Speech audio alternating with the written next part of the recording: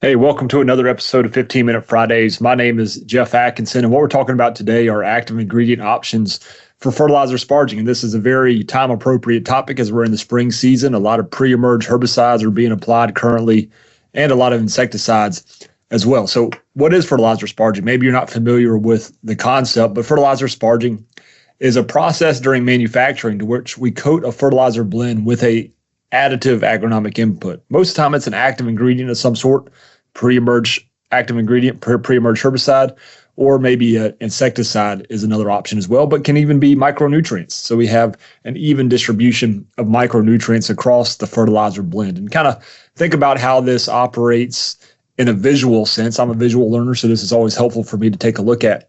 If you have a fertilizer blend that's tumbling in a fertilizer mixer, and then you add a additive that's indicated by the green color here in this cartoon. Think about this additive as coating uniformly the outer shell of all of the fertilizer prills. And so as you apply this fertilizer blend, not only are you applying the fertilizer component, but you're also applying the sparge component, again, whether that's a pesticide or maybe a micronutrient mix.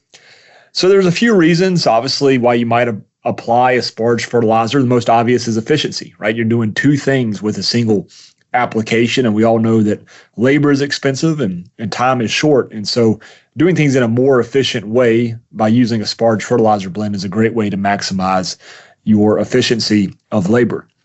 In the LCO world, it can allow flexibility for maybe a truck is set up to spray broadleaf herbicides or blanket spraying broadleaf herbicides, but they come across a property and the neighbor comes out in the street and says, hey, I see you've treated my neighbor's yard. It looks really great. Can you treat my yard as well? Well, it's easy enough to have a bag of a fertilizer plus a pre-emergent herbicide that can be applied outside of what the normal application for that round is. And so it gives some flexibility from an LCO perspective, eliminates spray drift from an environmental concerns. If you apply a liquid application of a pesticide to a target area, if it's a windy day or maybe your pressure's too high on your sprayer, any number of reasons, that can lead to off-target drift of that active ingredient to the sites you don't want it to be applied to. Well, with granular fertilizers, because you don't have the liquid dissolving in the air or misting in the air and moving off target, it all but eliminates the spray drift issue associated with spray-applied applications. And then finally, it also limits excessive product. Look at it this way. So if you buy a 1 gallon of Barricade, you have to buy all 1 gallon. You can't just go and buy 10 fluid ounces. You have to buy the whole gallon. That whole gallon is going to cover 174,240 square feet at a 1 pound active ingredient per acre. Well, that could be a lot of material, an excess of material for some applicators. And so instead, you could buy smaller quantities, let's say 1 bag of Barricade. And we'll talk about the sparge rate here more in a moment.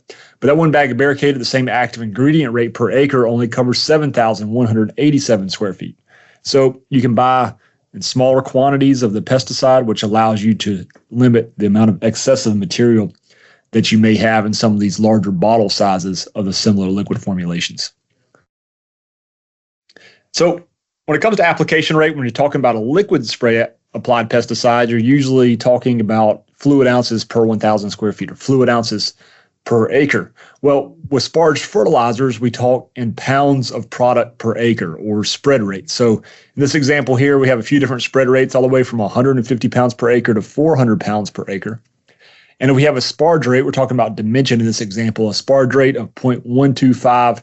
To figure out how much active ingredient we're applying per acre, we do a little simple math here. So 200 pounds of fertilizer per acre times 0.125% equals 0.25 pounds of active ingredient per acre. And that would be roughly equivalent to 16 fluid ounces to the acre of the liquid formulation of dimension 2 EW. So the same math holds true for all of these different spread rates here. So 150 times 0.125 all the way to 400 times 0.125. And increasing the fertilizer application rate or the spread rate increases the amount of active ingredient per acre that's being applied. This can also be looked at a different way. So let's say that you have a target active ingredient rate. In this case, using dimension again of 0.25 pounds of active ingredient per acre.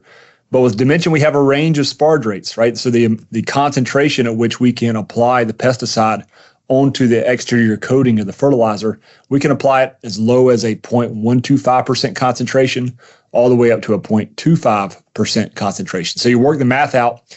You say, okay, well, at these different concentrations, what spread rate do I need to be at per acre or per 1,000 square feet to achieve the target active ingredient rate per acre, 0.25 pounds of active ingredient per acre? And so what you'll see is as you go up in sparge rate, up in the concentration of the pesticide, the spread rate, the amount of product that you need to apply per acre to achieve the target active ingredient rate is going to decrease. And so at a 0.125% sparge rate, spread rate at 200 pounds per acre, you're at 0.25 pounds of active ingredient per acre. A higher concentration of a sparge rate at a lower spread rate, 100 pounds per acre, still at the same 0.25 pounds of active ingredient per acre. What this allows us to do in a practical sense is allows us to match the fertilizer blend and our target fertilizer inputs with the appropriate sparge concentration to apply the appropriate active ingredient rate. Now, you might say, okay, well, I'm getting a quarter pound of AI. That's what I want. And I want to apply as little as fertilizer as possible. So I'm going to go with this high sparge rate. The thing you have to balance and the thing that you have to consider is that there is a minimum level of particle distribution uniformity that you want to achieve to ensure that you have adequate coverage of the active ingredient across the treatment area. Let me show you what I mean by this. So this is representative of a low spread rate. So let's call this 100 pounds of fertilizer, of sparge fertilizer per acre. Each one of these green dots represents a fertilizer prill. And you can somewhat observe just intuitively by looking at this that these fertilizer prills are somewhat spaced far apart. So let's say, for example, that each fertilizer prill has what we call a zone of influence, or how far the active ingredient will dislodge off of the prill and move into the surrounding soil area. Well, if you don't have a high enough distribution or high enough concentration of fertilizer prills in a given area, these zones of influence may not overlap. So you have good pre-emerge control here within the zone of influence. But as you get outside of this zone of influence, now you have these gaps that could allow for crabgrass germination, goosegrass germination, etc. Alternatively, if you have an adequate spread rate or a high enough spread rate, an appropriate spread rate, now you see that the zones of influence are beginning to overlap, right? And so now we have much better coverage of the active ingredient, and we'll have much better efficacy from the application. So as a rule of thumb, I always recommend a minimum. This is a minimum. You can always go above, but a minimum of 150 pound per acre spread rate for mini grade materials. So these are SGN 120 to 150, and a minimum of 200 pounds per acre for reg grade materials, SGN 250, 260, and above. More is going to be better, right? So 250 pounds per acre of a mini is going to be even better coverage. 300 pounds per acre of a reg grade prill is going to be even better coverage than 200 pounds per acre. But just keep these rules of thumb as an absolute minimum. And in the photograph here, this is representative of some speckling that's due to the nitrogen release at a low spread rate. So you'll observe some areas here that are dark green and observe some areas that are more of a lime green. And that's just due to the low spread rate. There's not enough prills per square foot to provide adequate nitrogen fertilization with this particular application. But think about that in the same similar concept as if you were applying a pesticide. So when you look at a fertilizer from us, sometimes it's easy to tell by just looking at the fertilizer if it's sparged or not. For example, with Barricade, this is no sparge on the left. So this is just raw urea on the photograph on the left.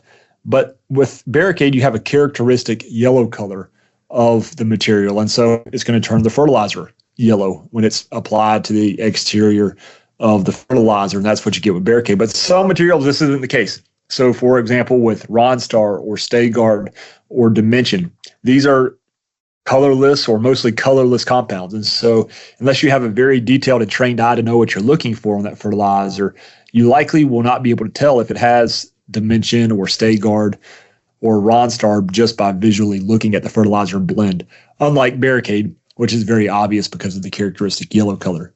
However, you can tell if a fertilizer blend is sparged, at least when it comes from Harrell's, based on the color of the bag that it's packaged in. Yellow bags will always be sparged fertilizer blends, have some sort of a pesticide impregnated onto the fertilizer blend. whereas white bags are just raw fertilizer or just fertilizer blends without any sort of a pesticide. So no sparge in the white bags, sparge fertilizer in the yellow bags. You can also tell by looking at the label. Here's a 4100. The nitrogen analysis here isn't important.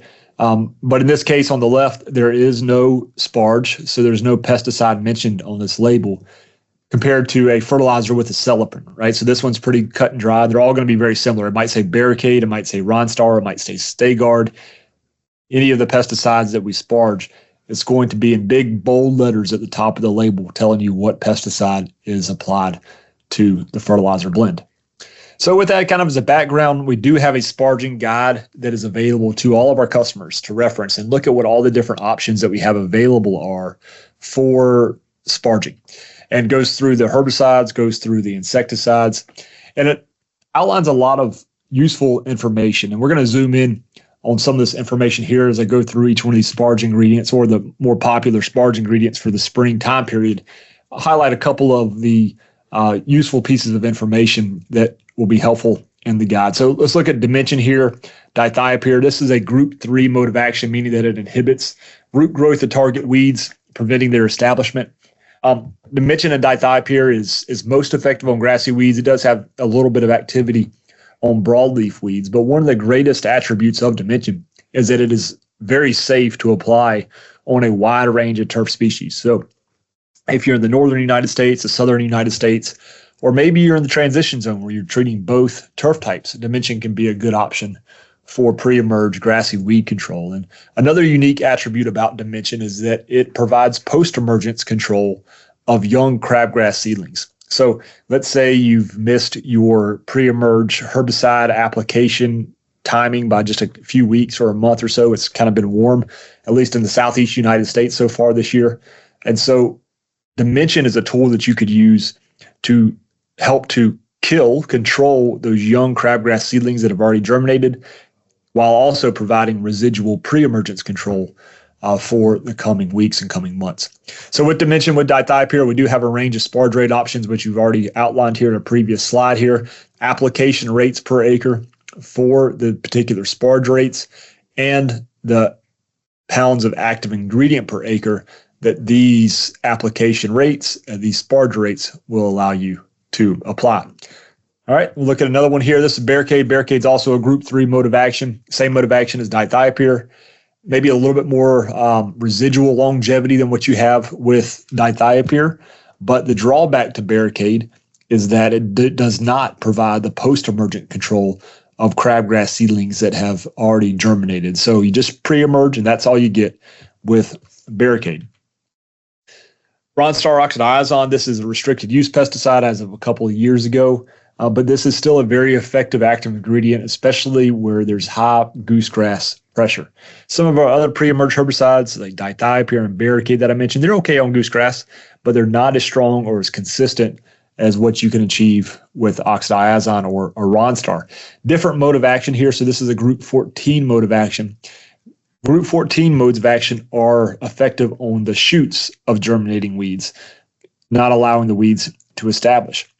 What's unique about these as well is that because they're shoot active herbicides and not root active herbicides, turfgrass or established turfgrass can actually recover, can grow horizontally and root and recover following an application of Ronstar. And so this is a good option in a high traffic area, or maybe on a tee box that you're going to have a lot of divots taken. You want the turfgrass to recover. Ronstar oxidizon, because it's a group 14 mode of action, is going to be a great tool for that particular use. I did mention that Ronstar is very strong on goosegrass and Barricade is very strong on crabgrass. So we do have an option that is what we call a double sparged or a combo product that has both active ingredients from Ronstar and Barricade. So you somewhat get the best of both worlds. You get the crabgrass control from Ronstar, and then crabgrass control from Barricade, and the goosegrass control from Ronstar. So a great option to consider if you're battling both of those weeds. StayGuard is a new or relatively new sparging option for us. This is flumioxazin as the active ingredient, a group 14 mode of action, just like Ronstar, just like oxidizon. it is important to note out here that we're still getting comfortable with the turfgrass safety of StayGuard and turfgrass safety of flumioxazin. Have a high level of confidence in the overall safety on Bermuda grass applications, but use caution if you're going to apply this material to other turfgrass species. You might want to trial a small area before going full scale with this material on turfgrass species other than Bermuda grass, and certainly work with your Harold's rep to gain from the experience that we have using this particular product. It'd be worth a conversation.